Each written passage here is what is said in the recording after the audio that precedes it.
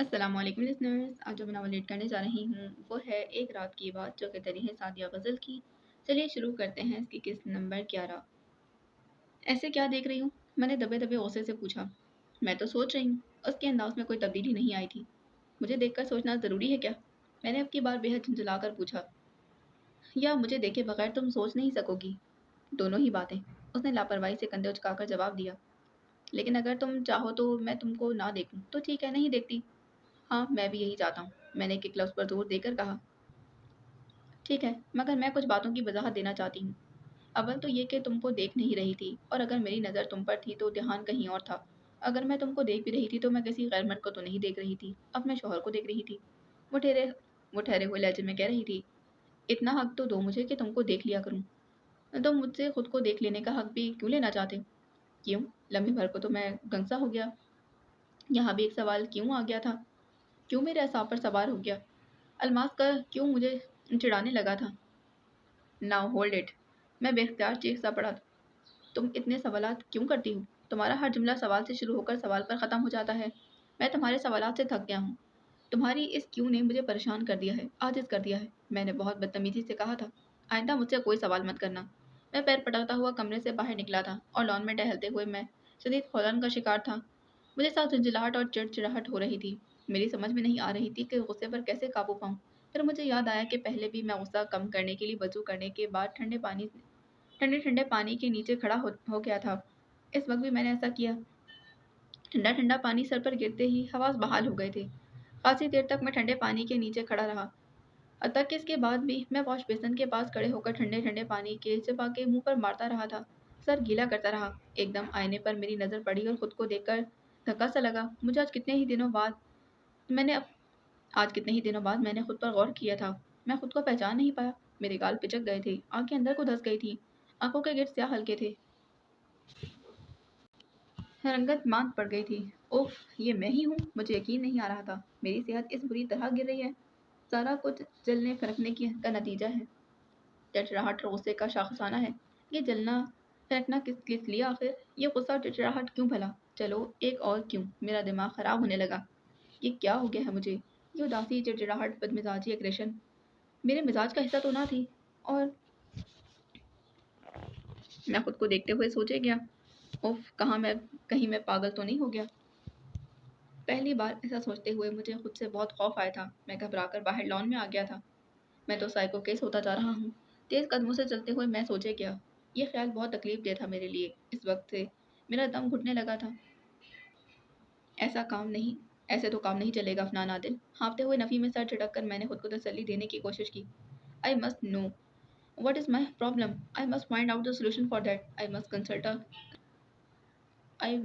a psychoanalyst. میں نے فیصلہ کن انداز میں سوچا تھا، اور اسی سوچ کے ساتھ بے اختیار مجھے بلال مرتضیٰ یاد آ گیا تھا۔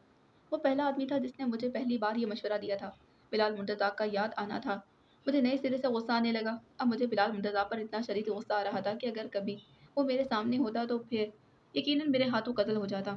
میرا دل چاہ رہا تھا کہ اسے خوب بد دعائیں دوں، برا بھلا کہوں، بہت ساری گالیاں دوں، مگر غصے کے مارے مجھے ڈھنگ کی کوئی گالی بھی یاد نہیں آ رہی تھی۔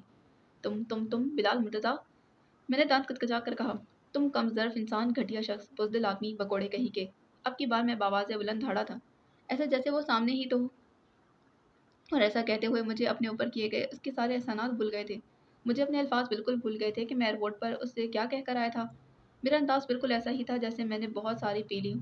میں جنون کے عالم میں کہہ رہا تھا، تم مجھ سے شادی کر لیتے تو آج میں سکون میں ہوتا، میری زندگی آرام سے گزر رہی ہوتی۔ آخری جملہ جیسے میں نے تھک کر بے بسی سے کہا تھا،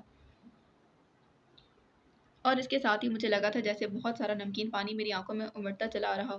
میں نے ڈبڈبائی ہوئی آنکھوں سے آسمان کی طرف دیکھا۔ اللہ تعالیٰ، مجھے ایک ایسی عورت دے دی گئی ہے جو مجھے نہیں چاہیے تھی، کبھی نہیں چاہیے تھی، کسی طور نہیں چاہیے تھی۔ بے اختیار میرے منہ سے نکلا، اور پھر میں نے اپنے آنسوں پر چاہتے ہوئے بھی کسی طور قابو نہیں پا سکا تھا۔ نیچے بیٹھ کر سسکیاں لے کر رو پڑا تھا۔ کمرے میں جانے کے خیال سے ہی نفرت ہو رہی تھی مجھے۔ میں نے رات لان میں ٹہلتے گزاری اور فجر ہونے پر سکون کا سانس لیا تھا۔ روشنی پھیلتے ہی جلد سے جلد گھر سے نکل کر بھاگنے کو دل چاہا تھا میرا۔ تیاری تو خیر کیا کرنی تھی مجھے، میں پچھلے دن سے تیار ہی تھا۔ پچھلی رات کی حالت کے پیش نظر ایزی ہونے کا موقع ہی نہیں مل سکا تھا، اور اس وقت بھی میرا دل نہیں چاہ رہا تھا کہ کپڑے تبدیل کر لوں، کیونکہ ایسا کرنے کے لیے लामहला कमरे में जाना पड़ता और मैं कमरे में किसी कीमत पर नहीं जाना चाहता था। मैं तो फिल वक्त डाइनिंग रूम से भी नहीं गुजरना चाहता था। इस वक्त नाश्ते की टेबल पर सब मौजूद होते थे। मैं इस वक्त किसी का भी सामना नहीं करना चाहता था। अभी मैं निकल ही रहा था कि मेरे मातहत इंजीनियर अख्तर हुसैन का फ़ोन आ गया था। सर, हमने जो सऊदी कंपनी के जॉइंट वेंचर से सोलर एनर्जी से चलने वाले डिसैलिनेशन प्लांट लगाया था ना, इसे आज सऊदी इंजीनियर की मौजूदगी में फंक्शनली टेस्ट किया जाएगा। मैंने जब सुना तो पिछली रात की सारी कलेक्टेड ट्रेजेडी, अपनी बदतरीन कैफियत सब भूल गया था।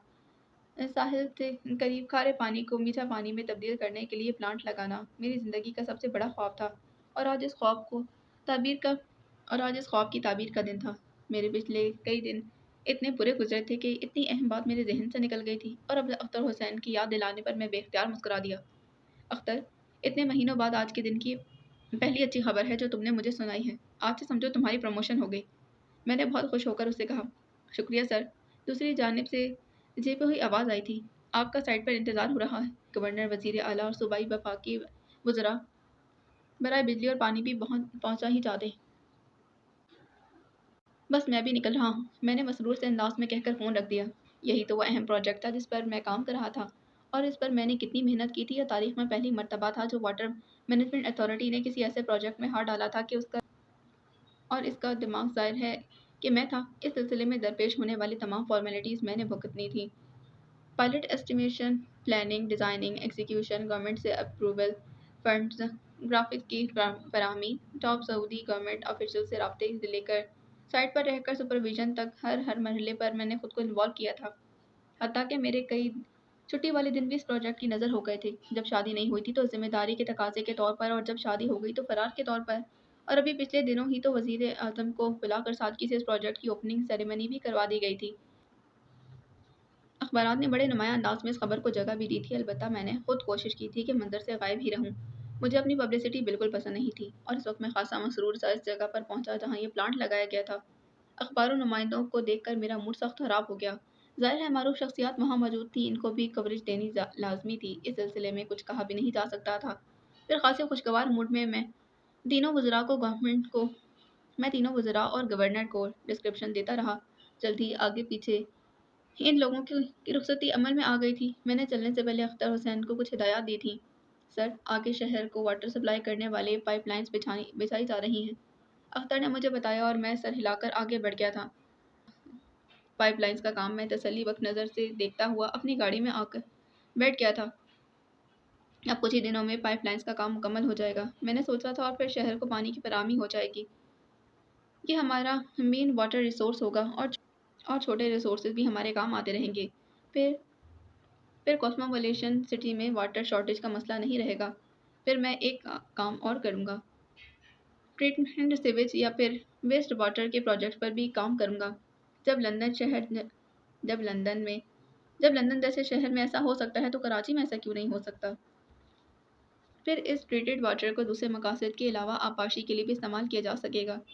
क्या बात होगी, आपाशी के लिए पानी कराची शहर से सप्लाई किया जाएगा। मैं खासे मगरूर अंदाज में ये सोच रहा था। इस लम्हे मेरे जहन से ये बात तो बिल्कुल ही निकल गई कि कल रात मैंने क्या सोचा था। इज्तिमाई मसले पर सोचते सोचते मैं अपना मसला बिल्कुल भूल चुका था, और ये भी कि मुझे तो किसी एनालिस्ट के पास जाना था। इस वक्त मुझे काफिले की शक्ल में कुछ खवातीन अपनी रिवायती लिबास में अपने सरों पर मटके रख के मुखालिफ सिमत में जाती नजर आई थी। मैंने गाड़ी रोककर खासी हमदर्दी और तरस भरी निगाहों से इन खवातीन को देखा। हाँ, इनके इलाके में पानी नहीं है। कितनी मेहनत करती होंगी ना ये। इन बेचारियों को तो दूर दराज इलाकों से पानी भरकर लाना पड़ता होगा। कोई बात नहीं, अगला काम मैं पाइप लाइन एक्सटेंशन का ही करूँगा ताकि पानी हर जगह पहुँचे। मैंने फैसलाकुन अंदाज में सोचा। फिर अगले ही लम्हे मुझे अचंभा सा हुआ। मगर ये लोग यहाँ पर कहाँ? खासी हैरानगी से सोचकर मैंने अपने गिरदोपेश पर नज़र डाली। तब तक वो लोग तो नज़रों से ओझल हो चुकी थी, मगर मेरी आंखें पूरी तरह खुल गई थी। मैं दम रह गया। ये क्या जगह थी जहाँ पर मैं इस वक्त खड़ा था। तहद्दे निगाह तक रेत ही रेत नजर आ रही थी। मुझे ऐसे लगा जैसे मैं किसी सहरा में आन खड़ा हूँ। हालांकि इस प्रोजेक्ट का नक्शा तो मुझे असबर था। जहाँ तक मुझे याद आ रहा था, नक्शे पर कोई ऐसी जगह मौजूद नहीं थी। ये भी नहीं था कि मैं इस तरफ पहली मर्तबा आया था। मेरा तो वहाँ मुस्तकिल आना जाना रहा था। वहाँ का हर रास्ता मुझे ऐसे याद था जैसे अपने घर का रास्ता याद हो। और ये जगह जहाँ मैं इस वक्त खड़ा था मेरे लिए बिल्कुल अजनबी थी। गाड़ी जिस रास्ते पर अब तक चलती रही वहाँ किसी सड़क का नामो निशान नहीं था, और तब उसी लम्हे मुझे अंदाज़ा हुआ कि मैं रास्ता भटक गया। मगर ये कैसे हो सकता है? सर झटक कर अगले ही लम्हे मैंने गाड़ी गियर में डाली तो गाड़ी ने चलने से इनकार कर दिया। पीछे उड़ती रेत से मुझे अंदाजा हुआ कि टायर रेत में फंस गए। जाहिर सी बात है कि इस किस्म की ज़मीन के लिए तो मुझे जीप लानी चाहिए थी, या फिर हाई टाइप की कोई गाड़ी होती। मुझे नई परेशानी ने आन लिया था। बहुत बहुत सोचने के बाद यही हल समझ में आया कि टायरों में से हवा कम कर दूं। मैं गाड़ी से नीचे उतर आया था। सूरज ऐन सर पर चमक रहा था और सूरज में खासी तमाज़त थी। 5 मिनट गाड़ी से बाहर रहने पर ही मेरी अकल ठिकाने आ गई थी। पसीने बहने लगे। मैं जल्दी से गाड़ी में आ बैठा। एक बार फिर गाड़ी स्टार्ट करने के लिए कोशिश करने लगा। अब की बार गाड़ी बासानी निकल गई। शिद्दत की गर्मी और ज़रा सी मशक्क़त करने के बाद मुझे एकदम शदीद प्यास का एहसास हुआ। तब मुझे इन ख़वातीन का ख़्याल आया जो सरों पर मटके रखकर ले जा रही थीं। यकीनन वो अभी ज़्यादा दूर ना गई होंगी। मुझे इन्हीं को ट्रेस आउट करने की कोशिश करनी चाहिए। यही सोचकर मैं चलता रहा। इन ख़वातीन को तो मैं क्या ही ट्रेस कर पाता। खासी देर तक वो एक जगह पर चक्कर लगाते रहने के बाद मुझे शिद्दत से इस बात का यकीन हो गया कि मैं वाकई रास्ता भटक गया हूँ। धूप की तेज़ी और बतदरीज इजाफा ही होता जा रहा था। इसी हिसाब से गर्मी बढ़ती जा रही थी और मेरी प्यास भी। मुझे रह रहकर अपनी पानी की बोतल याद आ रही थी जो आज मैं जल्दी घर घर से निकलने के मारे भूल आया था, और अब तो सिर्फ इस पर सिर्फ हसरत ही की जा सकती थी। थोड़ा आगे चलकर गाड़ी में से धुआं निकलने लगा। मैंने फौरी तौर पर गाड़ी रोक दी थी। उतर कर चेक किया, गाड़ी में पानी खत्म हो गया था। हालांकि मैं हमेशा गाड़ी को चेक करके चलता था, अपने साथ पानी और पेट्रोल का इजाफी गैलन भी हमेशा रखता। आज ये महज इत्तेफाक था कि दोनों में से कोई भी काम बगैर किए ही आ गया था। इस वक्त मुझे शिद्दत से 5 लीटर का वो सब गैलन याद आ रहा था जो दूसरी गाड़ी में रह गया था। जब तक गाड़ी चलती रही तब तक तो मुझे यकीन था कि मुझे रास्ता मिल ही जाएगा, मगर अब जब गाड़ी ने भी साथ देने से इनकार कर दिया तो सही मानों में मैं परेशान हो गया था। मैं थक कर एक बार फिर गाड़ी में आ बैठा। जब तक गाड़ी चल रही थी पता ही नहीं चल रहा था, मगर अब गाड़ी के अंदर और बाहर का टेम्परेचर एक हो रहा था। गाड़ी बुरी तरह तप रही थी। मुझे समझ में नहीं आ रहा था कि मैं क्या करूं, किसको मदद के लिए बुलाऊं। मुझे अपना मोबाइल बेतरह याद आ रहा था, जिसे सुबह मैं भाड़ में भेज के जिसे सुबह मैंने भाड़ में भेज दिया था। इस वक्त अगर मेरे पास मोबाइल होता तो कम से कम किसी को कॉल करके इस बुरी सूरत हाल के बारे में बता ही देता। मुझे पछतावा होने लगा। प्यास अब मेरी बर्दाश्त से बाहर हो गई थी। मुझे एकदम याद आया कि मैंने तो पिछले दिन से पानी भी नहीं पिया, और सुबह तो खैर बगैर कुछ खाए पिए ही निकल आया था। ये सोचकर ही मेरी प्यास की शिद्दत में कई गुना इजाफा हो गया। ऐसे बैठने से तो काम नहीं चलेगा अपना नादिल। मैं थक कर सोचने लगा, और फिर गाड़ी के अंदर के दर्जा हरारत से मुस्तकिल होते इजाफे ने मुझे बेचैनी के आलम में पानी की तलाश निकलने पर मजबूर कर दिया था। गाड़ी के पास खड़े होकर मैंने खासी बेबसी से चाहर इतराफ देखा, मगर इस सहरा में पानी की तलाश करने मैं कहाँ जाऊँ। मैंने खासी बेबसी से सोचा था। फिर अगले ही लम्हे मुझे ख्याल आया, क्यों नहीं, सुना है कि रेगिस्तान में अखलिस्तान भी तो होते हैं, आज देख लेते हैं। ताहम मैंने फैसला ना कर पाया कि आगे जाऊं या पीछे, दाएं जाऊं या बाएं। बिलाखिर मैंने सूरज की मुखालिफ असंत में चलने का फैसला किया, मगर जल्द ही मुझे इस बात का अंदाज़ा हो गया कि इस रेतीली ज़मीन पर चलना इतना आसान काम नहीं है जितना मैं समझ रहा था। मेरे पैर बार बार रेत में धंसे जा रहे थे। मुझसे चलना दुश्वार हो रहा था। इसके ऊपर से मुसलसल आग बरसाते सूरज, गर्म उड़ती रेत, तपती हवा और मुस्तकिल बहते पसीने ने मेरी हालत गैर कर दी थी। प्यास की शिद्दत से मेरा हल्क खुश्क हो गया था। हालांकि मैं एक्सट्रीम कंडीशंस का आदी था। सख्त गर्मियों के रोज़े तक की हालत में मैंने कई कई घंटे खड़े होकर काम करवाया था, मगर इस तरह की स्ट्रेसफुल कंडीशन से मेरा ज़िंदगी में पहली मर्तबा पाला पड़ा था। दूसरे रोज़े की हालत में तो सब्र आ जाता है, आदमी सब्र कर लेता है, मगर इस हालत में मुझसे सब्र भी नहीं हो रहा था। बर्दाश्त तो बिल्कुल जवाब देती जा रही थी। अब तो मुझसे चला भी नहीं जा रहा था। मेरा सर चकराने लगा। आंखों के सामने धुंधलाहट आ गई थी। तपती रेत पर गिरने से पहले बेख्तियार मेरे मुंह से अल्लाह ताला रहम निकला था।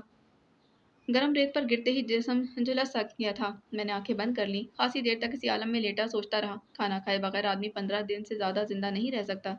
हवा के बगैर 5 मिनट से ज़्यादा, और पानी के बगैर आदमी कितने दिन जिंदा रह सकता है, मुझे फौरी तौर पर याद ना आ सका। आंखें बंद होने के बावजूद सूरज की शुआएं बहुत गर्म और तेज़ लगी थी, और आंखें खोलने पर धूप मेरी आंखों को बुरी लग रही थी। चुंधियाई हुई आंखों में से मैंने देखा तो अपने से कुछ फासले पर मुझे दीवार सी दिखाई दी थी। इसकी कॉन्फ़िगरेशन बताती थी कि एक कुएं की मुडेट के अलावा और कुछ नहीं हो सकती। मुझे लगा मुझे धोखा हुआ है। अब तो हर जगह मुझे तस्वुर में पानी और ख्याल में कुआं, झील, दरिया, समंदर ही आए जा रहे थे। सो मैंने दूसरी बार पूरी आंखें खोलकर उस तरफ देखा। मुझे धोखा नहीं हुआ था। मुझे एकदम से ख्याल आया कि पहले ज़माने में राहगीरों पर मुझे एकदम से ख्याल आया कि पहले ज़माने में राहगुजारों पर कुएं बनाए गए होते थे। शायद ये भी कोई ऐसा ही यादगार है। इस ख्याल के साथ ही मुझे अपने अंदर हिम्मत महसूस हुई थी। मैं तकरीबन खुद को घसीटता हुआ चलने लगा था। मुंडेर अब मुझसे ज़्यादा दूर ना थी और जैसे जैसे मैं आगे बढ़ता जा रहा था मुझ पर वाज़ेह होता जा रहा था कि ये कुएं की ही मुंडेर है। अपनी तमाम हिम्मतें मुजतमा करके बड़ी मुश्किलों से ही मैं वहाँ तक पहुँचने में कामयाब हुआ। कुएं की हालत बताती थी कि एक कदीम ही कुआं रहा है। लकड़ी के डंडे से चिड़ी चरखी, उससे लटकती बोसीदा सी रस्सी और फिर रस्सी से लटके डोल। और डोल कुएं में डालने से पहले अंदर झांक कर देखा तो पानी है भी या नहीं।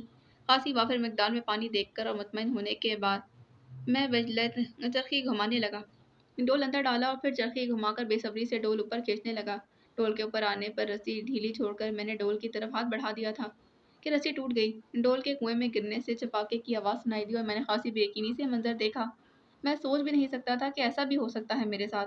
रस्सी बेशक मजबूत ना थी लेकिन वो इतनी कमज़ोर भी नहीं थी कि डोल का वो जीना सहार सकती। मैं अभी तक शौक के आलम में था कि ये मेरे साथ क्या हो गया है। मैंने खासी बेबसी से अपने हाथ में रह जाने वाली रस्सी को देखा था। इस लम्हे मैंने खुद को इतना बेबस महसूस किया था जितना उस रात किया था अलमास के मामा से जब अलमास के मामा ने मुझे सही की मार मारी थी। मैंने इस लम्हे खुद को इतना ही मजबूर महसूस किया जब मार्था इवांस को अपने सामने देखा था। मैंने खुद को इतना ही मजबूर और लाचार महसूस किया जितना शादी वाली रात अलमास को अपने सामने देखकर महसूस किया था। मेरी आंखों में नमी आ गई। मेरा धाड़े मार मार कर रोने को दिल चाहा था। मैंने डुडुबाई हुई आंखों से आसमान की तरफ देखा। वो चीज़ जिसकी तलब हो और वो हाथ में आते आते रह जाए तो कैसा लगता है। ये इस वक्त मुझसे बढ़कर कौन जान सकता था।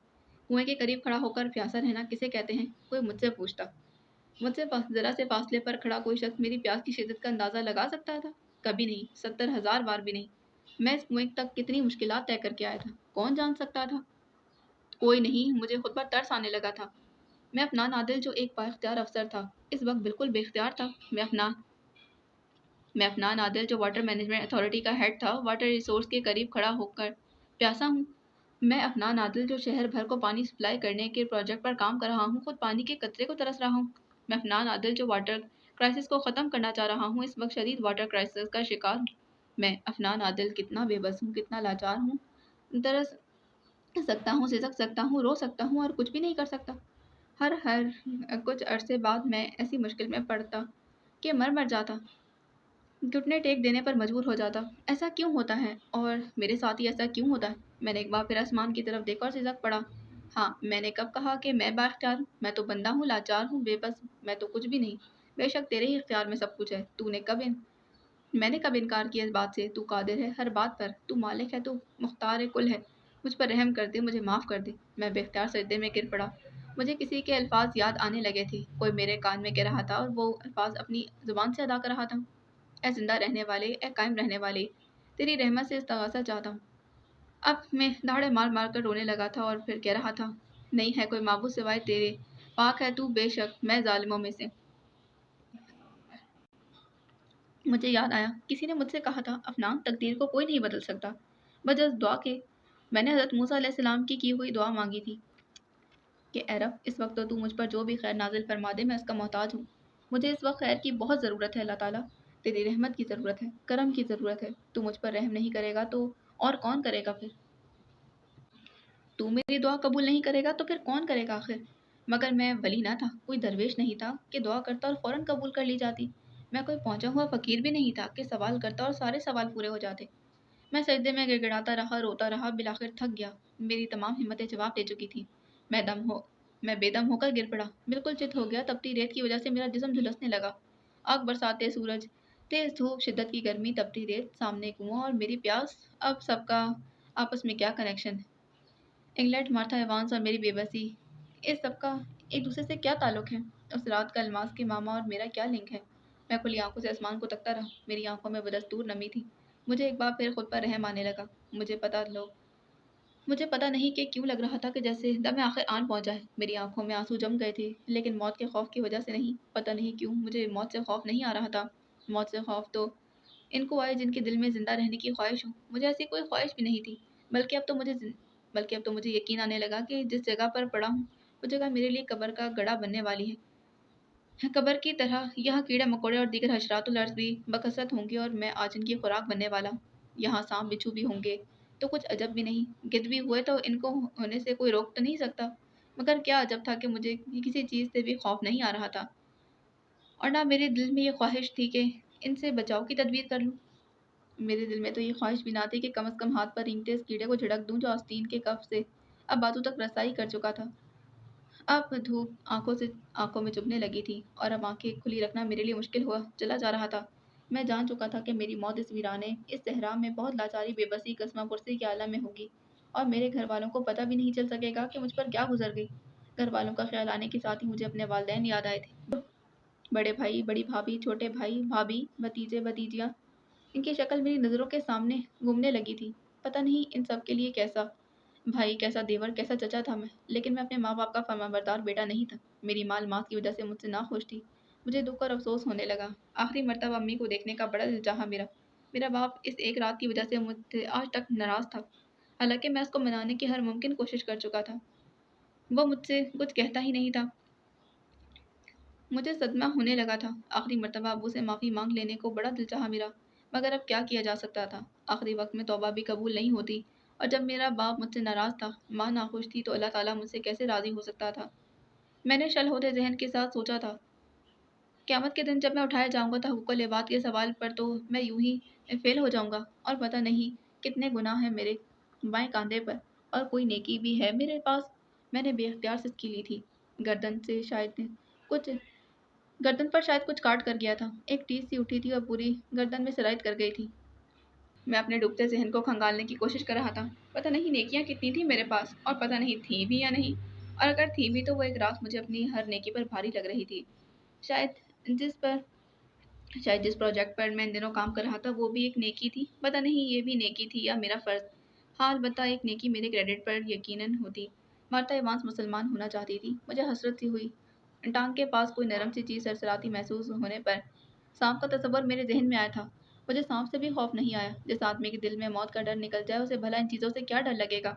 मैंने गलूदगी के आलम में सोचा, मैं आखिर कितनों के दिल तोड़ूंगा। मार्था इवांस और अल्मास, इन दोनों में आखिर क्या कदर मुश्तरक। मार्था इवांस तो चाहती थी मुझे, और अल्मास की सोच के साथ ही मुझे अपनी टांगों से जान निकलती महसूस हुई। मैं मर जाऊंगा तो वो बेवा हो जाएगी बेचारी। अपने आखिरी वक्त में मुझे अल्मास से हमदर्दी हो रही थी, मगर मैं उससे कह चुका हूँ कि मेरे बाद किसी अच्छे से आदमी से शादी कर लेना। वो मुझे अभी तक अच्छा आदमी समझती है। अल्मास पागल है। मैं अच्छा आदमी होता तो बात ही क्या थी। मैं अच्छा आदमी नहीं, मैं अच्छा शौहर भी नहीं, मैं भी खुद से खुश नहीं। मैं तुमसे शर्मिंदा हूँ। है सद है। खुद पर नफरीन भेजते हुए खुलती बंद होती आंखों के दरमियान मैंने अपने से ज़रा फासले पर बैठी छिपकली को देखा, जो गर्दन उठाए मुझे देखती शायद मेरी आंखें बंद होने के इंतज़ार में थी। परिंदों की आवाज़ें सुनकर मैंने बंद होती आंखों से अपने इर्द गिर्द बड़े बड़े परिंदों को मंडलाते देखा था। ये आखिरी मंजर देखकर मेरी आंखें खुद ब खुद बंद होती चली गईं। अब न धूप आंखों में चुभ रही थी, न तपती रेत से जिस्म झुलस रहा था। मुकम्मल तौर पर तारीकी में डूबते जहन के साथ मैंने पहले कलमे की इब्तदाई अल्फाज दोहराने की कोशिश की थी। ला इलाहा इल्लल्लाह।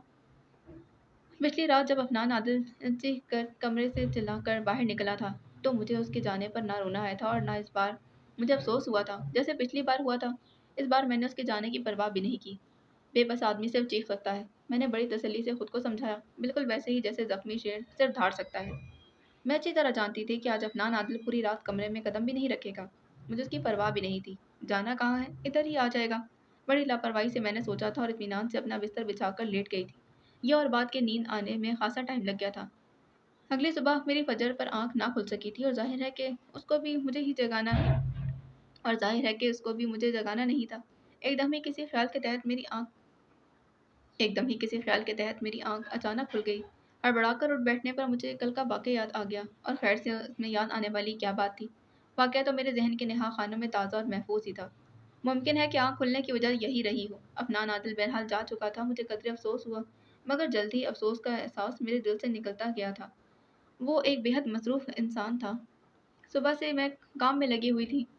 इस दिन सुबह से ही गर्मी अपने अरूज पर थी। 9:30 बजे ही ऐसा लग रहा था जैसे ऐन 12 बजे का वक्त हो। मैं कपड़े फैलाने के लिए छत पर गई तो 2 मिनट मेरा धूप में खड़ा रहना दुश्वार हो गया। ऐसे ही रोस्ट कर देने वाली धूप थी। सूरज ऐन सर पर चमक रहा था। 2 मिनट के अंदर अंदर मैंने जल्दी जल्दी कपड़े रस्सी पर फैलाए और नीचे भाग आई थी। 12:30 बजे के करीब आखिरी खेप कपड़ों की तकरीबन धुलने ही वाली थी कि छोटी भाभी ने मुझसे कहा, जवाहिर, मैं ज़रा बच्चों को लेने जा रही हूँ। आज सामान इन्हें पिक नहीं कर सकेंगे। इसके बाद दोनों बच्चों को अम्मी के यहाँ छोड़ दूँगी। इसके बाद मेरा और इनका मार्केट तक जाने का इरादा है। हम दोनों साथ ही निकल रहे हैं। सब काम एक साथ ही निपटा लेंगे। वो तो ठीक है छोटी भाभी, मगर आज तो गज़ब की गर्मी है।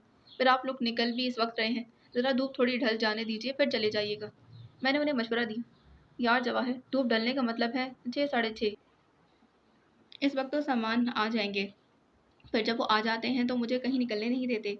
वो पसंद नहीं करते कि उनके आने के बाद मैं कहीं जाऊँ। इनका कहना होता है कि इतना लंबा वक्त जब वो ऑफिस से गुजार कर आते हैं तो वापस घर आएँ तो मैं उनको घर पर ही मिलूँ। सच सच कुछ आदतें तो सामान की बहुत तंग करती हैं मुझे, मगर मुझे चाहते भी तो बहुत है ना, इसीलिए बर्दाश्त कर लेती। छोटी भाभी के लहजे में बड़ा मान था, शौहर की चाहत का बड़ा गरूर था। और ठीक है, ये उनका हक भी था। मैं एकदम चुप हो गई। मुझे अफनान आदिल का ख्याल आ गया। मैं गैर इरादी तौर पर अफनान आदिल और छोटे भाई का मवाजना करने लगी। छोटी भाभी की कुछ आदतें मुझे सख्त नापसंद थी। वो हर बात बड़ी तफसील से बताने की आती थी, जिसमें गैर ज़रूरी तफसील भी ज़रूर शामिल होती थी। और अब यहाँ भी छोटे भाई की चाहत का तस्करा करना कुछ इतना ज़रूरी भी नहीं था। मुझे एकदम गुस्सा आने लगा। तो आप छोटे भाई के साथ ही चली जाती। मैंने अपना लहजा हद्दुल इम्कान धीमा और तलखी से मुबरा रखने की कोशिश की, मगर इतनी एहतियात के बावजूद पता नहीं क्यों थोड़ी तलखी लहजे में आ गई थी। शुक्र है छोटी भाभी ने इस पर ध्यान नहीं दिया और अपने मियाँ में ही गुम थी। नहीं भाई, सामान बाजार में घुसते ही इतनी जल्दी मचाते हैं कि आदमी को बौखला कर रख देते हैं। ढंग से शॉपिंग भी नहीं करने देते। उनके साथ जाने से तो बेहतर है कि आदमी अकेला ही शॉपिंग कर ले। छोटी भाभी ने हंसकर कहा। मैंने लाताल्लुकी से कंधे उचका दिए। खामखा में उन्हें मशवरे दे रही थी। आखिर मुझे पड़ी ही क्या थी। नहीं कहा मैंने फिर एक लफ्ज़ भी नहीं कहा। फिर निकलते वक्त मुझे छोटी भाभी ने मजीद कहा, हम लोगों की वापसी में देर हो जाएगी तो परेशान मत होना। तुमको अकेले में तो डर नहीं लगेगा ना? अफनान की अम्मी के पूछने पर मैं बेसाख्ता मुस्कुराई थी। नहीं, बिल्कुल नहीं। दोनों मुतमईन होकर निकल गई थी। उनके जाने के बाद मैंने कपड़ों की आखिरी खेप मशीन से निकाल ली थी और छत की सीढ़ियाँ चढ़ते वक्त मैंने खुद से अहद किया कि 5 मिनट से ज़्यादा तो छत पर टिकना ही नहीं। और मैंने ऐसा ही किया था। सूख जाने वाले कपड़े लेकर नीचे उतरते वक्त मैं छोटी भाभी और अफनान की वालदा के बारे में ही सोच रही थी। इतनी शदीद गर्मी जिसमें चील तक अपना अंडा छोड़ दे। इसमें शॉपिंग करना ख़वातीन का बड़ा दिल गुर्दा है भई। मुझे सोचकर मज़ीद गर्मी लगने लगी। ठंडे-ठंडे पानी से अच्छा सा शावर लेने की बड़ी शिद्दत से दिल चाहा। जल्दी-जल्दी कपड़ों को तह करके उनके ठिकाने पर रखने के बाद कपड़े निकालने की गर्ज से अफनान के कमरे में ही आ गई थी। अभी मैंने सादा सा सूट लेकर अभी मैं आरामदेह सूट के बारे में सोचकर अलमारी से निकालने ही लगी थी कि मखसूस अंदाज में मुसलसल बजती टून ने मुझे अपनी जाने मतवज्जा कर लिया। मैंने एक नज़र ड्रेसिंग टेबल की तरफ देखा और मुझे पता चला कि आज अफनान अपना मोबाइल इधर ही भूल गया। मैंने इसकी तरफ ध्यान भी दिए बगैर कपड़े निकाले थे। सुकून से इस्त्री किए। इस दौरान भी मोबाइल पर मुस्तकिल बेल बजती रही। मैंने बहरहाल कॉल रिसीव नहीं की और ना ही ये देखने की जहमत की कि कौन इतनी मुस्तकिल मिजाजी से कॉल किए जा रहा है, बल्कि बाथरूम में घुस गई थी। इधर अफनान के मोबाइल पर हर थोड़ी देर बाद मुस्तकिल कॉल की जा रही थी कि मुझे कोफ होने लगी। पता नहीं ऐसा कौन सा मुस्तकिल मिजाज आदमी है जो थक ही नहीं रहा। खासा झुंझला कर मैंने सोचा था, फिर भी कॉल रिसीव करने की जहमत नहीं की। उसी वक्त घर के टेलीफोन पर बेल होने लगी। इस बार मुझे शिद्दत से कोफ्त के आलम में बाहर निकलना पड़ा था। रिसीवर उठाकर कान से लगाते मैंने खासा झुंझुलाकर हेलो कहा था। हेलो, अस्सलाम वालेकुम। दूसरी जानिब से नहायत शाइस्ता मगर अजनबी आवाज़ में कहा गया। जी वालेकुम अस्सलाम। मेरा लहजा सवालिया था। मैं अख्तर हुसैन बात कर रहा हूँ। बहुत शाइस्तगी से कहा गया। अफनान साहब घर पर मौजूद हैं? जी नहीं, वो तो मौजूद नहीं है। मैंने रिसीवर को घूरते जवाब दिया, फिर सामने लगी वॉल क्लॉक को देखा तो उस वक्त 2:15 बजा रही थी। इस वक्त तो ऑफिस में होते हैं। जी मैं सीधा साइट से ऑफिस ही पहुंचा हूँ। अफनान साहब ऑफिस में नहीं है। पियून ने मुझे बताया कि वो आज ऑफिस पहुंचे ही नहीं। मैं समझा कि शायद आज वो ऑफिस के बजाय घर चले गए होंगे। यही सोचकर मैंने यहाँ फ़ोन किया। नहीं, अफनान साहब इतनी जल्दी घर कभी नहीं आते। मेरे लहजे में खुद ब खुद लाताल्लुकी आ गई थी। जी हाँ, मैं जानता हूँ, मगर मैंने सोचा कि शायद आज सिर्फ दूसरी तरफ से नहायत पुरएतमाद लहजे में कहा गया। मैं इतनी देर से उनके मोबाइल पर ट्राई कर रहा हूँ, वहाँ से भी कोई रिस्पॉन्स नहीं मिला। जी हाँ, आज वो मोबाइल घर पर छोड़ गए। ओह! अब की बार आवाज़ में मायूसी महसूस की गई थी, मगर फ़ौरन ही कहा गया। मुझे असल में उन्हें रिपोर्ट देनी थी। उन्होंने मुझसे कहा था, तो आप उनका इंतज़ार कर लीजिए। शायद वो ऑफ़िस पहुँचने वाले। मैंने सहूलत से कहा। जी बेहतर। दूसरी तरफ से रिसीवर रख दिया गया। मैंने भी रिसीवर क्रेडल पर डालकर इरादा किया कि खाना खा लिया जाए। फिर नमाज़ पढ़ने का ख्याल आया। सो खाना खाने का इरादा मुलतवी करके मैं वज़ू करने चली गई। नमाज़ पढ़कर मैंने इत्मीनान से खाना खाया। खाना खाते ही नींद के झोंके आने लगे। शायद आज मुझे थकन ज़्यादा ही हो गई थी। मैं कुर्सी पर बैठे बैठे ही ऊँगने लगी। फ़ोन की बेल होने पर मैं हड़बड़ा कर उठ बैठी थी। हाथ बढ़ाकर सुस्ती के आलम में कॉर्डलेस उठाया। अस्सलाम वालेकुम, अख्तर हुसैन बात कर रहा हूँ। अफनान साहब आ गए हैं? दूसरी तरफ से जल्दी में कहा गया था। जी नहीं, अफनान साहब तो अभी तक नहीं आए। मैंने एक बार फिर वही जुमला दोहरा दिया था। ऑफिस में? मुझे जुमला मुकम्मल नहीं करने दिया था। मुझे जुमला मुकम्मल नहीं करने दिया गया। दूसरी तरफ से बेसब्री में कहा गया। वो ऑफिस अभी तक नहीं आए। मैंने साइट पर राब्ता किया तो पता चला कि साइट से तो वो 10 बजे ही रवाना हो गए थे। अब की बार मैंने बंद होती आंखों को पूरा खोलकर बेख्तियार वर्क क्लॉक को देखा था जो 3:30 बजा रही थी। मैडम, अब तक तो उन्हें ऑफिस पहुंच जाना चाहिए। उसकी आवाज़ में तशवीश महसूस करके मैं सोचने पर मजबूर हो गई थी। हाँ, वाकई अगर वो 10 बजे का साइट से चला है तो फिर अब तक तो वहाँ पहुंच जाना चाहिए था। इसी सोच के साथ मुझे अपनी आंखों से नींद एकदम गायब होती महसूस हुई और अख्तर हुसैन कह रहा था, अफनान साहब ने कभी ऐसा नहीं किया, वो कभी ऐसा नहीं करते।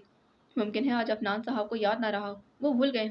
मैंने धीमी आवाज़ में कहा, मैडम, अफनान साहब के साथ काम करते मुझे खासा अरसा हो गया है। मैं उनको अच्छी तरह से जानता हूँ। इन 3.5 साल में आज तक ऐसा नहीं हुआ कि उन्होंने कुछ कहा हो और वैसा ना किया।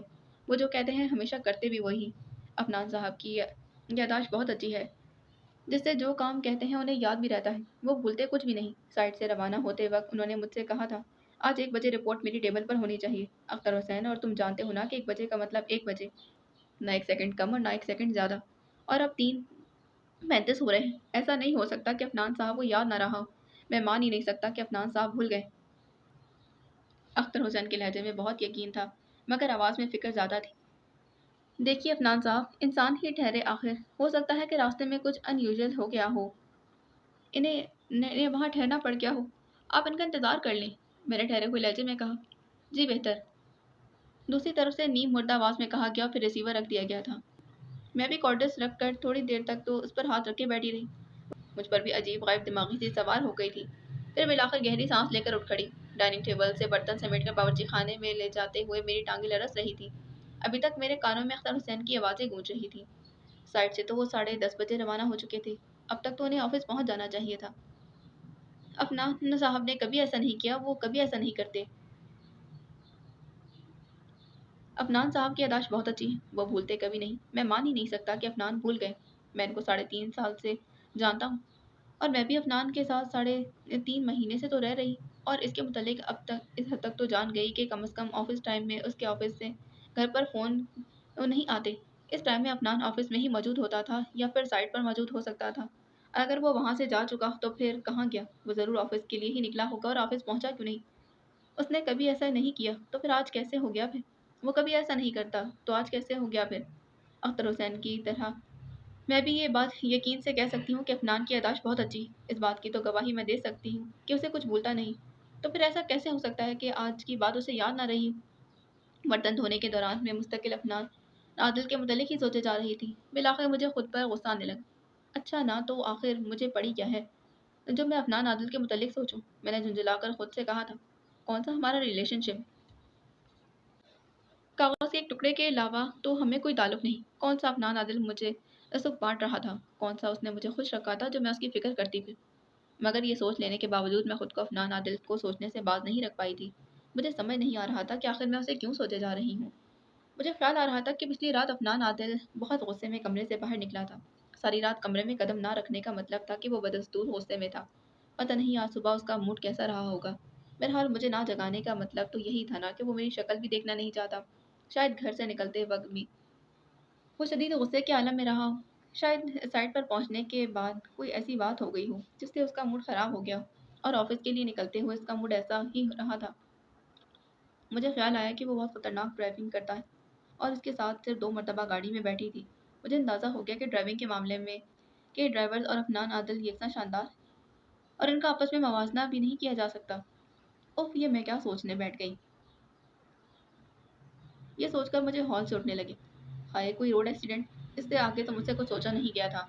घबराहट परेशानी के मारे मेरी हालत गैर होने लगी। पैरों से जान निकलने लगी। टांगों ने मेरा बोझ सहारने से इनकार कर दिया। मुझे अपने कदमों पर खड़ा रहना दुश्वार हो गया था। मुझे याद आया कि मैंने ही अख्तर हुसैन से कहा था कि मुमकिन है अफनान साहब के साथ कुछ अनयूजुअल और अनएक्सपेक्टेड हो गया। मगर ऐसा अनयूजुअल और अनएक्सपेक्टेड मेरी आंखों में नमी भर भर कर आने लगी थी।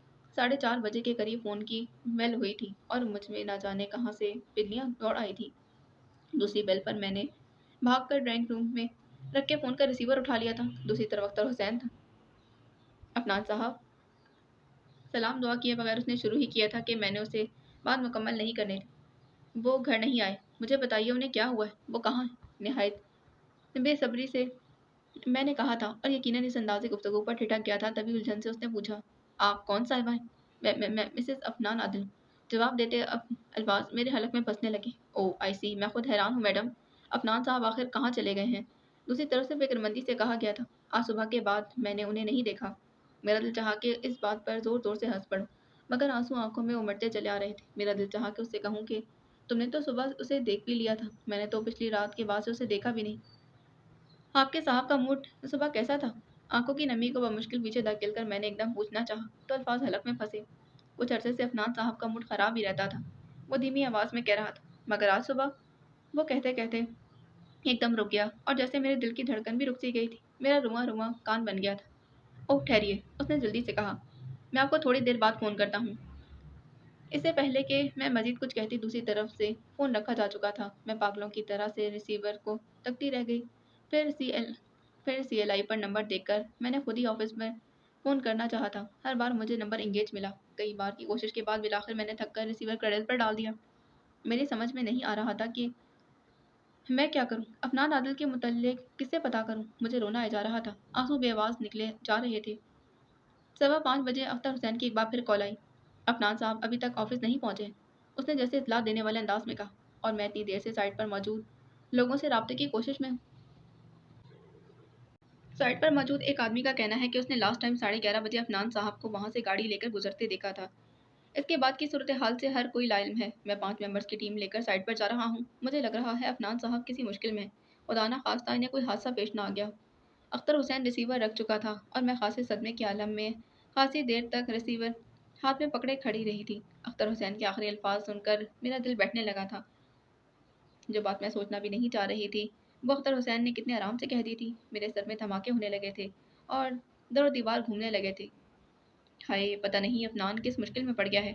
मैंने बेख्तियार दीवार को थामना चाहा और मुझे इस बार कामयाबी भी नहीं हुई थी। मैं टेलीफोन समेत धड़ाम से मार्बल के फर्श पर गिर पड़ी थी। एकदम जिस्म के ये मुख्तलिफ हिस्सों पर लगने वाली चोटों का एहसास हुआ था और जहन के ये चोट इसके अलावा थी। मेरी कराहें निकल गई थी, आंसू बेआवाज़ बह रहे थे। ये अफनान आदिल मुझे कितना तंग करता है, कितना सताता है। पता नहीं कहाँ चला गया, पता नहीं वो कौन, पता नहीं वो किन हालों में होगा। ऑफिस से उसके लिए फ़ोन आए चले जा रहे हैं। वो घर नहीं आया, साइट से चल चुका है। ऑफिस में नहीं है तो फिर कहाँ है? इसे क्या हादसा पेश आ गया है? मैं डूबते दिल के साथ सोच रही थी और पता नहीं इस हादसे की नोयत क्या है और शिद्दत कैसी। रोड एक्सीडेंट ज़्यादातर तेज़ रफ्तारी के बायस पेश आते हैं और अमूमन फटाल हुआ करते हैं। मुझे मुख्तलिफ वहम आ रहे थे। शहर में इतना हैवी ट्रैफिक, सड़कों पर रवां दवां रहता है। Trollers, iron tanker, drugs high, आए दिन अखबारात में खबरें आती रहती हैं। खुदा न खास्ता मेरा दिल दहल गया था। शहर के हालात भी कितने ख़राब हैं। आए दिन लोग मरते रहते हैं। बम ब्लास्ट, टारगेट किलिंग, अंधाधुंध फायरिंग, दहशतगर्दी फैलाते हुए नामालूम अफराद और मुद्दतें गुजर जाने के बावजूद भी नामालूम। उफ, मेरा दम हलक में ही आ गया था। अब मैं सिसकियों से रो रही थी। मुझे मुझे तरह तरह के ख्यालात सता रहे थे। बदकिस्मती से मेरा शौहर बड़ा आदमी भी है तो अगवा बराए तावान। हाय, कैसी अजियतनाक सोच है। और मेरा शौहर एक दयानतदार और ईमानदार आदमी भी तो है, ना किसी लेने में ना कोई देने में। और मेरा शौहर सबसे बड़ी बुराई है कि दुनिया वालों के नज़दीक ऐसे लोगों की तो दुनिया वैसे ही दुश्मन हो जाती है। हर कोई रास्ते से हटाने की कोशिश करता रहता है, राह का कांटा समझकर। ओह, इस ख्याल ने मुझे मार डाला। 6:30 बज रहे थे और मेरी हालत मुर्दों से भी बदतर हो गई। हर कैफियत बयान से बाहर थी। मेरी समझ नहीं आ रहा था कि इन हालात में किसको इत्तला दूँ, कहाँ फ़ोन करूँ, किसे और कैसे पता करूँ। अस्पताल, पुलिस स्टेशन, कहाँ किस जगह। रिसीवर खासी देर तक हाथ में पकड़ते हुए सोचती रही, फिर बिना सोचे समझे टेलीफोन में लगे कार्ड पर लिखे नंबरों में से सबसे पहला नंबर डायल कर दिया था। ये पहला नंबर बड़े भाई के ऑफिस का था। 2-3 बेल बजने के बाद रिसीवर उठा लिया गया। कशान आदिल है। बड़े भाई की आवाज़ सुनकर अपनी सिसकियों पर काबू नहीं पा सकी। कौन? बड़े भाई का अंदाज उलझन लिए हुए था। जवाहर? अब की बार उनके लहजे में हैरानी थी। हाँ हाँ हाँ, मैंने सिसकियां भरते कहा। बड़े भाई, आप अभी फौरन इस वक्त घर आ जाएं। मैंने हिचकियों के दरमियान कहा था। क्या हुआ? अब की बार उन्होंने परेशानी से पूछा था। कह रही हूँ ना, आए तो बस आए। मैं वैसे ज़दा होकर चीख पड़ी थी। अच्छा, आता हूँ, उन्होंने तहमुल से जवाब दिया। ज़रा अम्मी का फ़ोन दो। घर पर मैं अकेली, मैंने खासी बेबसी से बताया था। कोई बात नहीं, मैं आ रहा हूँ। दूसरी तरफ से बड़े भाई ने फ़ोन रख दिया। रिसीवर रखकर मैं एक बार फिर रो पड़ी। मुझे डर लग रहा था, बहुत ज़्यादा डर। और मुझे डर क्यों लग रहा था, मुझे ये भी समझ में नहीं आ रहा था। उसी वक्त गेट पर मुसलसल बेल बजी थी। मैं चौंक गई। इंटरकॉम पर पूछा, फरहान आदिल की मासूम सी आवाज़ सुनाई दी। फिर मेरे दरवाज़ा खोलने पर बड़ी भाभी बजलत अंदर आई थी। क्या हुआ? खासी हैरानी से उन्होंने पूछा था। मैं कुछ कहे बगैर सिसकियाँ लेती रही। बड़े भाई ने भी आने में ज़्यादा देर नहीं लगाई थी। उनके चेहरे से भी परेशानी झलक रही थी। क्या हुआ जवाहिर? कुछ उस खासी परेशानी से उन्होंने पूछा था। मेरे आंसू रुक ना रहे थे। अफनान, मेरे मुंह से बमुश्किल इसी कदर निकल सका। क्या हुआ अफनान को? अब की बार उनके लहजे में फिक्रमंदी थी। मेरे हलक में आंसू अटकने लगे। मुझे तो बोलना दुश्वार हो गया। रोना तो बंद करो। उन्होंने कसकर मेरा बाजू झंझोड़ते सख्ती से डांट दिया और यकलक मेरे आंसू जम से गए थे। हिचकियों और सिसकियों के दरमियान मैंने उन्हें सारी बात बता दी। बड़े भाई और बड़ी भाभी दोनों परेशान नजर आने लगे। वाकई बात तो तशवीश की है। एक आदमी का मुद्दतों से फिक्स रूटीन हो और वो एक दिन अचानक इस रूटीन से हट जाए। बड़ी भाभी के लहजे में फिक्र थी। अफनान बेशक घर देर से आता है, मगर ये बात तो मैं गारंटी से कह सकती हूँ कि घर, ऑफिस और साइट के अलावा किसी चौथी जगह पर वो नहीं जाता। उनके लहजे में बड़ा यकीन था और मुझे इस बात पर उनसे कहीं ज़्यादा यकीन था। वाकई वो किसी चौथी जगह पर नहीं जा सकता था, जाता ही नहीं था। इन 3.5 महीनों में इस हद तक तो इसको इसको मैं भी जान गई थी, मगर पिछली रात वो जिस तरह कमरे से गया था, इसके बाद तो सिर्फ ये सूरत हाल और परेशान कौन थी। एक बार फिर मेरी आंखों से बेवाज आंसू गिरने लगे। नबीला, मुझे लग रहा है कि इसके साथ कोई वाक़या पेश आ गया है। अल्लाह खैर करे, वो कहीं फंस गया है और बहुत बुरा फंसा है। बड़े भाई बड़ी भाभी से कह रहे थे। इसके बाद उन्हें एक के बाद दीगरे मुख्तलिफ जगहों पर फ़ोन करता देखती रही। फिर बड़े भाई गाड़ी की चाबी लेकर उठ खड़े हुए। नबीला, मैं कमिश्नर सिटी राजा तारिक के पास जा रहा हूँ। सामान तो खैर आने ही वाला होगा, अब्बू को खबर कर दो। फिर मेरी तरफ देखकर बोले थे, और ज़रा इस पागल को समझाने की कोशिश करो, बेवकूफ़ों की तरह रोए जा रही। बड़े भाई चले गए और मेरे आंसू के गिरने में तेज़ी आ गई। बड़ी भाभी, दोनों बच्चे मुझे तसल्लियाँ दे रहे थे, मगर मैं उनके सामने ज़्यादा देर ठहर नहीं सकी और तेज़ी से उठकर अफनान के कमरे में चली आई थी। मुझे किसी की तसल्ली से तफशी ना हो रही थी। किसी के दिलासे से मेरे दिल को तसल्ली ना हो रही थी। असर की नमाज का वक्त हो चला था। असर की नमाज का वक्त भी निकला जा रहा था। मैंने नमाज भी अभी तक ना पढ़ी थी। मैंने वज़ू किया और नमाज पर पूरी तवज्जो करने की कोशिश की, मगर मैं इर्तिकाज़ कैसे कर पाती कि अहाम वसवसे, बुरे ख़यालात मुझे बुरी तरह तंग कर रहे थे। मैंने बहुत चाहा था कि इन बुरे ख़यालात, वसवसों और अहाम को ज़हन से झटक दूँ, मगर मुझे कामयाबी नहीं हो पा रही थी। 4 फ़र्ज़ मुझसे भी पढ़ना 2 बार हो गए थे और उसके बाद तो मैं बस रोए ही जा रही थी, दुआएँ कर रही थी। अल्लाह ताला अफ़नान आदिल को कुछ ना हो। मैं दुआ कर रही थी, ऐ रब, इस वक्त तो मुझ पर जो भी खैर नाज़िल कर दे, मैं उसकी मोहताज हूँ और इस वक्त मेरे लिए सबसे बड़ा खैर है कि अपना नाज़िल जहाँ कहीं भी हो, खैरियत से हो। मैं दुआ कर रही थी, ए ज़िंदा रहने वाले, ए कायम रहने वाले, तेरी रहमत से इस्तग़ासा चाहती हूँ। और अफ़नान आदिल का साया मेरे सर पर सलामत रहना भी अल्लाह ताला की रहमतों में से एक था। अफ़नान आदिल ये यक बहुत अहम हो गया था मेरे लिए, और मुझे इस बात का बिल्कुल अंदाज़ा नहीं था कि ज़िंदगी के किसी हिस्से में मुझे अफ़नान आदिल जैसी किसी चीज़ के लिए नहीं, बल्कि अफ़नान आदिल चीज़ कब था? यही तो रोना था कि वो चीज़ नहीं था, बल्कि वो तो एक जीता जागता सही सलामत वजूद था, जिसके लिए मुझे दुआएँ करनी पड़ रही थी। और मेरी बिल्कुल समझ में नहीं आ रहा था कि वो मेरे लिए अचानक इतना अहम कैसे हो गया है? यकयक मुझे उसकी इतनी परवाह क्यों होने लगी? आखिर मुझ पर ऐसी क्या फ़तान पड़ी है, जो मैं उसकी फ़िक्र कर रही हूँ, इसके लिए परेशान हो रही? मुझे पता नहीं क्यों खौफ़ सा आ रहा था, मुझे अपने नसीब से ही डर लगने लगा था।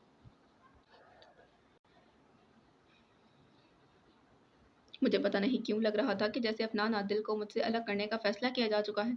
अगर ऐसा था भी तो आखिर मैं खुद ही तो चाह रही थी कि अफ़नान आदिल मुझे तलाक दे दे, और अगर वो मुझे तलाक नहीं देता तो मैं खुद ही उसे उला ले लूँ। आखिर को मैं खुद ही दुआएँ करती रही थी और उसे अलहदगी की। अब मुझे ख़्याल आ रहा था कि दुआएँ भी आदमी को सोच समझ कर करनी चाहिए। पता नहीं कौन-सी ऐसी दुआ जो हम भी चाह रहे हों कि फ़ौरन कबूल हो जाए, और जब वो कबूल होने लगे तो हमें अंदाज़ा हो कि ये तो हमारे लिए सरासर नुकसान का सौदा है, नाकाबिले तलाफ़ी नुकसान। अफ़नान आदिल से अलग हो जाने का तसव्वुर भी मेरे लिए एक नाकाबिले तलाफ़ी नुकसान ही तो था, जो मुझे रुलाए दे रहा था। इससे अलहदा हो जाने का ख़्याल मेरे लिए सुहाने रूह था। मुझे पता नहीं था, बिल्कुल ख़बर भी नहीं थी कि अफ़नान आदिल मेरे लिए इतना कीमती है।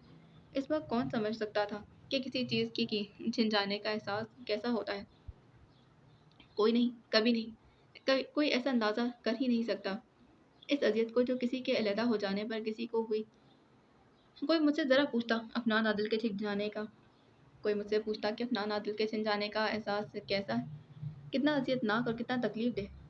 کہ مجھے اپنے جسم سے جان نکلتی محسوس ہو رہی تھی۔ تکلیف کے مارے مجھے رونا آ جا رہا تھا۔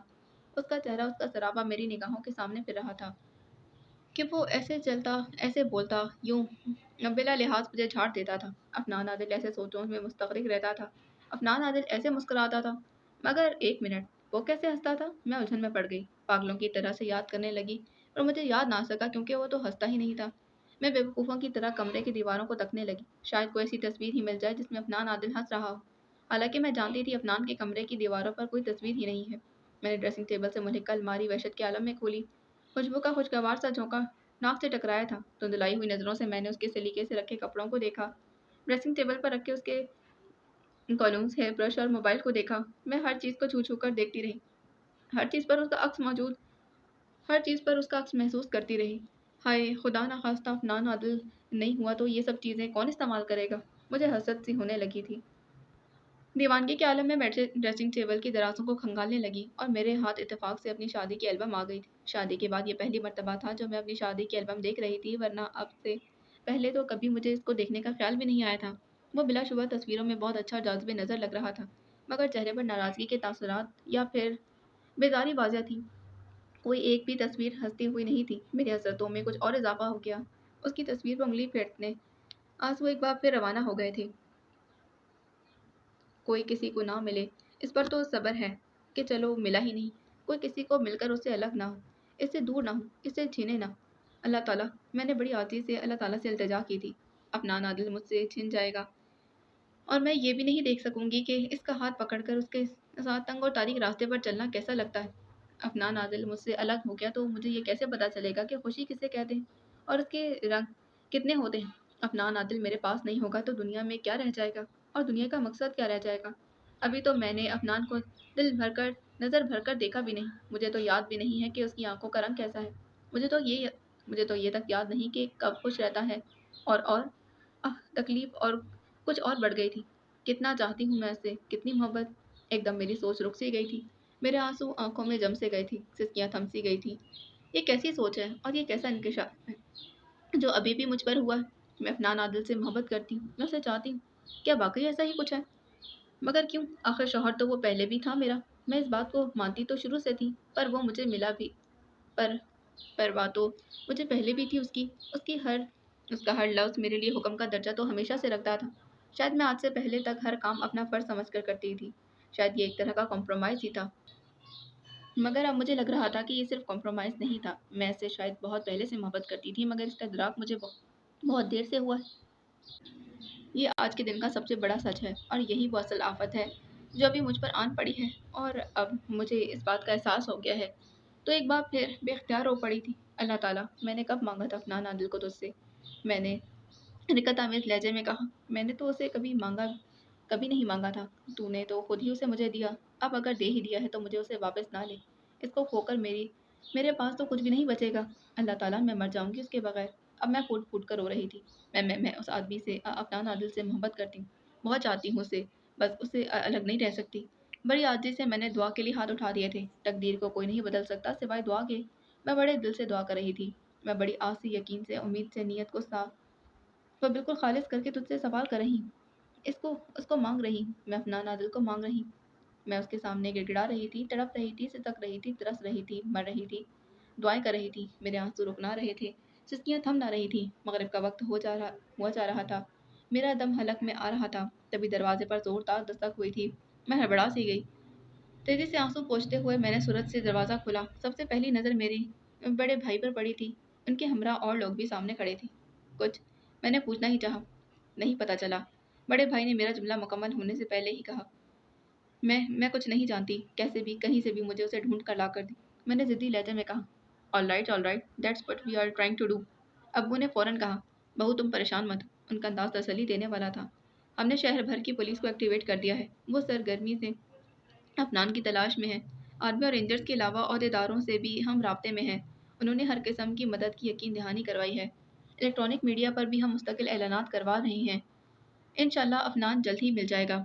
ابو نے یقین سے کہا، اور ذرا افنان کا موبائل دو مجھے۔ جواہر، میں اختر حسین سے بھی کہوں کہ مجھ سے افنان کے نمبر پر ہی رابطے میں رہے۔ بڑے بھائی کے کہنے پر افنان کا موبائل میں نے ان کی طرف بڑھا دیا۔ امی اور چھوٹی بھابھی بھی اسی وقت پہنچی تھیں، انہیں ابھی تک خبر نہ ہو سکی تھی۔ हमने तो रेडियो पर बार बार होने वाला ऐलान सुना। परेशानी के आलम में दौड़े चले आए। अम्मी का लहजा रो देने वाला था। ये अचानक क्या हुआ है? छोटी भाभी ने पूछा। अब्बू ने जवाबन सारी तफसील बताई थी। अल्लाह करे मेरा बच्चा खैरियत से हो। सारी बात सुनकर अम्मी ने कहा, वो जहाँ भी होगा अल्लाह ने चाहा तो खैरियत से होगा। अब्बू की इस बात पर मैं बेख्तियार झलक पड़ने वाले अपने आंसू को रोक नहीं सकी थी।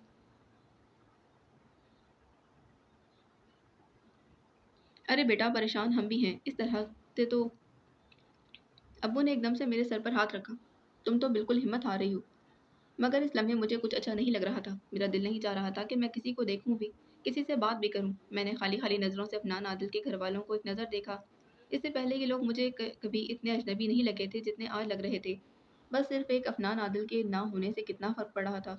वो जैसा भी था, जब भी था, इसके दम से ही सब अपने थे। वो नहीं था तो सब गैर थे, अजनबी थे। मैंने खामोशी से अंदर आकर दरवाज़ा बंद कर लिया।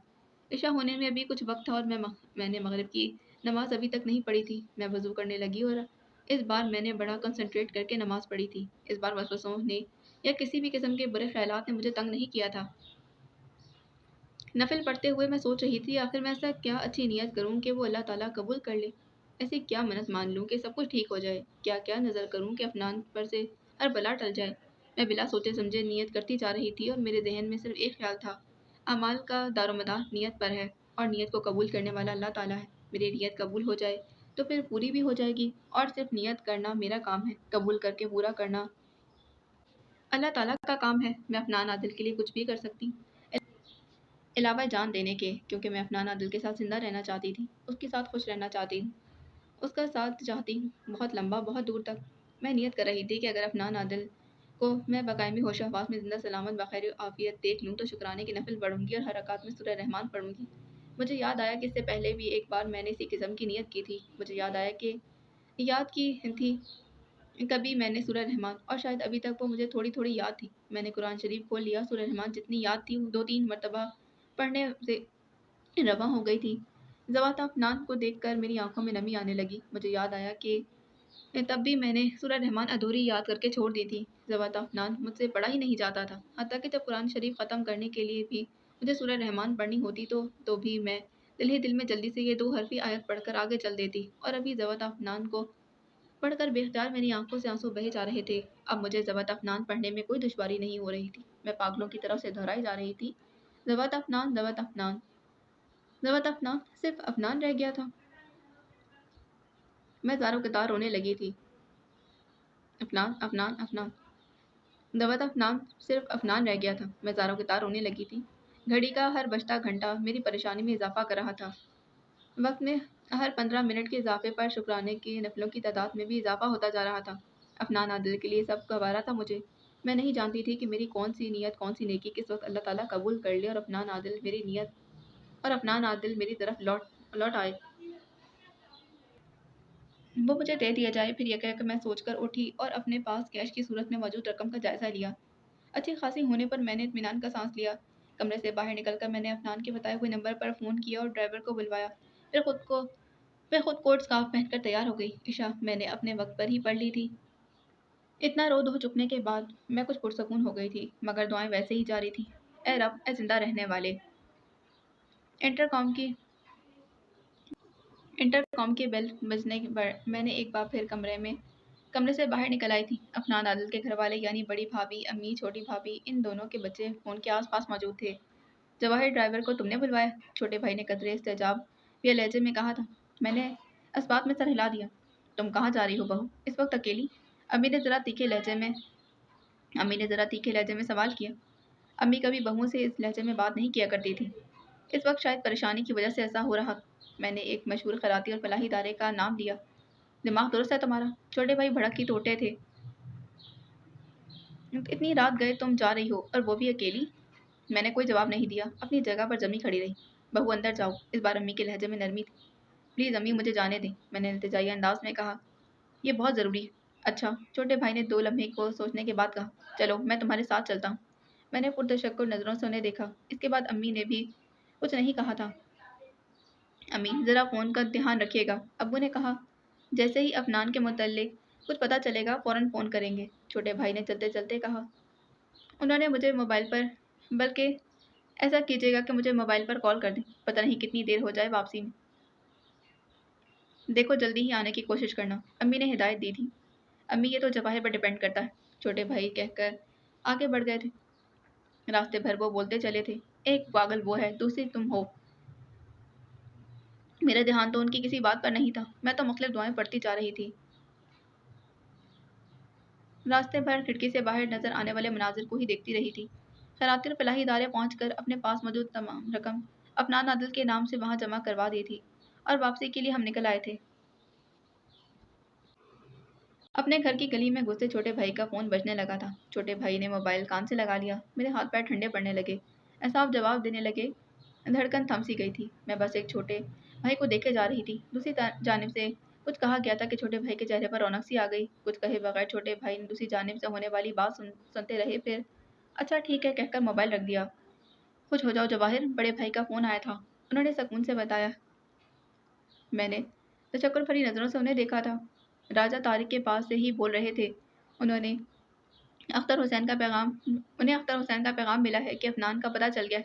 फिलहाल तो वो बेहोश है। वो उसे अस्पताल ले गए। छोटे भाई ने अस्पताल का नाम लेते हुए बताया। मेरे मुंह से बेख्तियार शक्ल अल्हम्दुलिल्लाह निकला था। नमी के बायस मेरी आंखें गीली होने लगी थी। छोटे भाई ने गाड़ी अस्पताल की तरफ मोड़ ली थी और मैंने अफनान आदिल को बिस्तर पर पड़ा हुआ देखा था। घर भर उसके इर्द गिर्द खड़ा हुआ था और मेरे करीब से जाकर उसे देखने की हिम्मत ना हो रही थी। मुझे दरअसल अपनी नज़रों पर यकीन नहीं आ रहा था कि अफनान आदिल को देख रही हूँ। उसे दूर होते हुए भी मेरी नज़रें बार बार धुंधला रही थीं।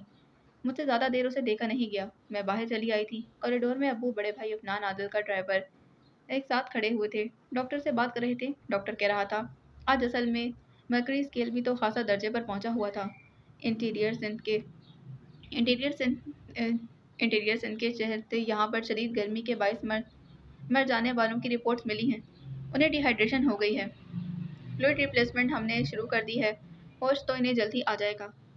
इस जल्द ये उसकी जल्द पर सुर्ख और नीले धब्बे कैसे हैं? अबू ने तफक्कुर से पूछा था। मुमकिन है जिस जगह पर वो मौजूद हो वहाँ जहरीले कीड़े मौजूद हों, जिनकी वजह से उनकी बॉडी ने रिएक्शन किया है। मैं इससे भी मगर इसमें भी कोई परेशानी वाली बात नहीं है कि वो बहरहाल इतने जहरीले नहीं थे कि जहर जिस्म में फैल जाने का खदशा हो। और ये ज़्यादातर एक्सपोज बॉडी सर्फेसिस पर ही मिले हैं। तफसीली मुआयने पर खुशकिस्मती से जिस्म पर कहीं भी किसी और जहरीले जानवर के काटने के निशानात नहीं मिले हैं, वरना जैसे ये बता रहे थे। डॉक्टर ने पास ही खड़े अजनबी शख्स की तरफ इशारा किया। उस जगह सांप, बिच्छू, जहरीली छिपकलियाँ वगैरह तो यकीनन होंगी। आप खुशनसीब हैं कि आपके बेटे हैरत अंगेज तौर पर महफूज रहे। उसे मौजे के सिवा कुछ नहीं कहा जा सकता। मौजे अल्लाह ताला के हाथ में ही होते हैं। बाकी अगली किस्म में जाने से पहले चैनल को सब्सक्राइब करें, वीडियो को लाइक करें, बेल आइकन को प्रेस करना हर किस ना भूलें। मिलते हैं इसके अगले एपिसोड में। अल्लाह हाफिज़।